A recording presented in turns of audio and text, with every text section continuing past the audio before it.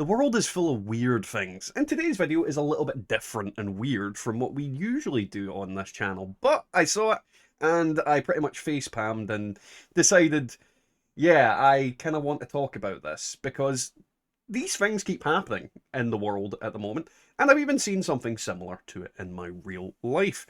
And the story that we're talking about today was set in Russia at a house party. And the host of the house party, which they're all young people, all young men and women, and the host is cooking a meal of buckwheat.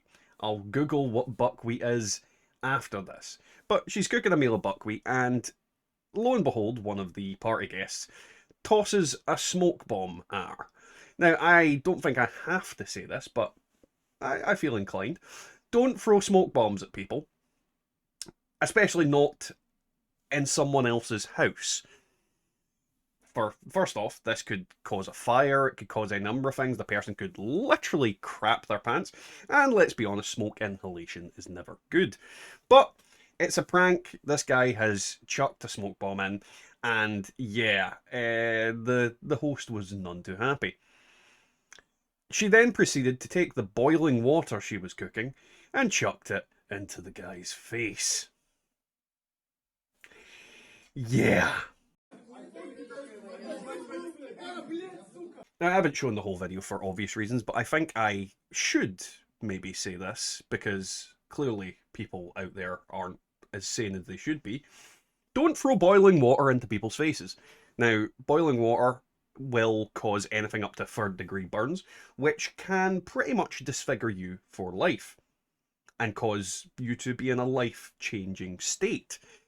On top of that, when you throw water at an individual, water is a fluid, so it doesn't quite go directly onto who you want. It kind of splashes out in all directions and could have injured any number of other people. So there's multiple reasons why what she did was completely and utterly insane, and I don't recommend doing stuff like that to anybody.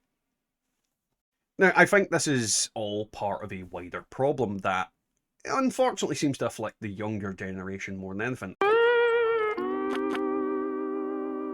In the past year, I've seen more examples of insane things like this happening. One that comes to mind is the YouTuber Tanner Cook, who has a prank channel, and he would do pranks of different varieties. But in one instance, he went to the mall and decided to play a recording on his phone and just approaching individuals and overall just being a nuisance. What's that, Amy? Hey, Dip, quit thinking about my twinkle. No. Hey, Dip. Now, unfortunately, Tanner is quite a tall young man, and to some people that might be intimidating.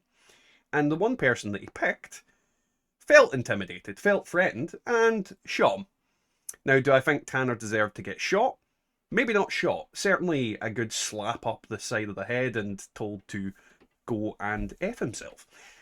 But I certainly don't think he is blameless, and I do think he got, to some degree, what he deserved. Whether the extremity of it is right, I will leave that for you guys. But this is the whole kind of thing where these younger people are basically giving themselves Darwin Awards by going into situations, doing things that can cause danger, cause stress, cause fear, cause anxiety, and then the ramifications are they inevitably get hurt, or in some cases they hurt someone else. And it's very extreme. Another one that once again comes to mind was a young woman who decided to drink and drive, and unfortunately she unalived 2 people in the process. But after the fact, she asks the question of, when am I getting my car back and how am I getting to school tomorrow? You don't. Now, let's apply this to the wider part of your life. Now, I work in retail, and in retail, quite often, you'll get young kids and or teenagers come in, and for the most part, they're okay. You know, they ask stupid questions, they do stupid things, but overall, they're harmless.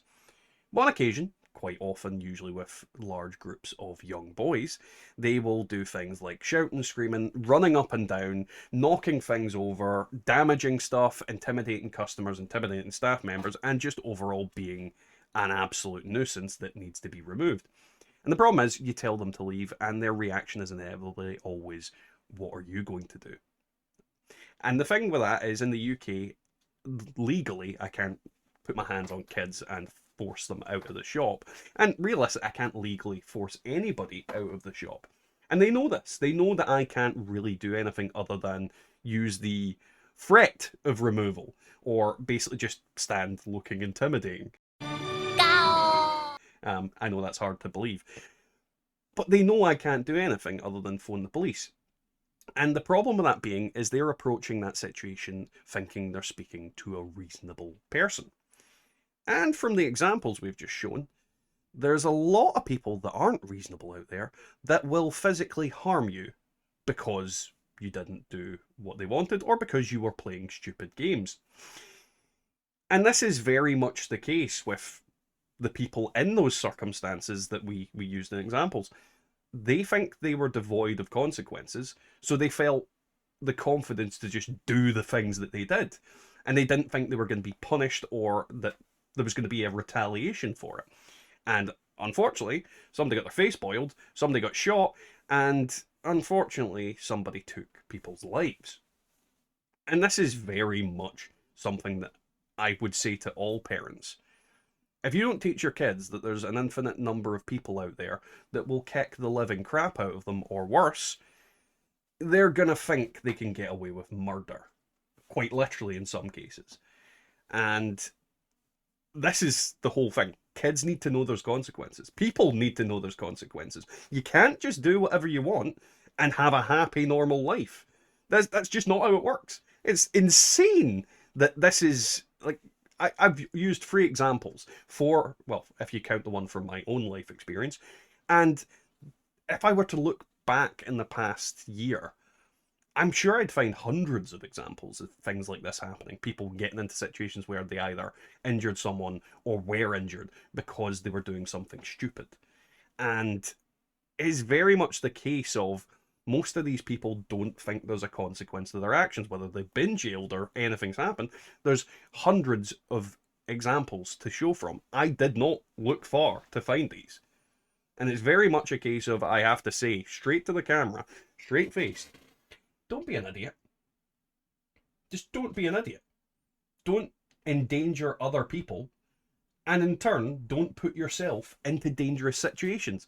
Because I'll be clear here, strangers don't give a crap about your life. And they will harm you.